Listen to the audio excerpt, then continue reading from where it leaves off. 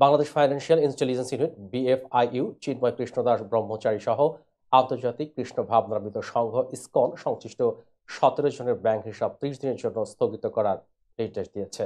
বৃহস্পতিবার কেন্দ্রীয় ব্যাংকের আর্থিক গোয়েন্দা বিভাগ এই নির্দেশনা দেশের ব্যাংক ও আর্থিক প্রতিষ্ঠানের কাছে পাঠিয়েছে। স্থগিত হওয়া ব্যক্তিদের মধ্যে রয়েছেন চিন্ময় কৃষ্ণ দাস, কার্তিক চন্দ্র দে, অনিক পাল, সরোজ রায়, সুশান্ত দাস, বিশ্বকুমার সিংহ, চন্তি দাস বালা, জয়দেব কর্মকার, লিপিরানী কর্মকার সহ আরো কয়েকজন। তাদের ব্যক্তিগত ও ব্যবসায়িক হিসাবে সব লেনদেন বন্ধ থাকবে এবং প্রয়োজন হলে স্থগিতাদেশের সময় বাড়ানো হবে। বিএফআইইউ জানিয়েছে, মানি লন্ডারিং প্রতিরোধ আইন 2012-এর আওতায় এই সিদ্ধান্ত নেওয়া হয়েছে। এ ঘটনায় সংশ্লিষ্ট ব্যক্তিদের হিসাব বিবরণী ও পরিচিতিমূলক নথি 3 দিনের মধ্যে জমা দিতে বলা হয়েছে।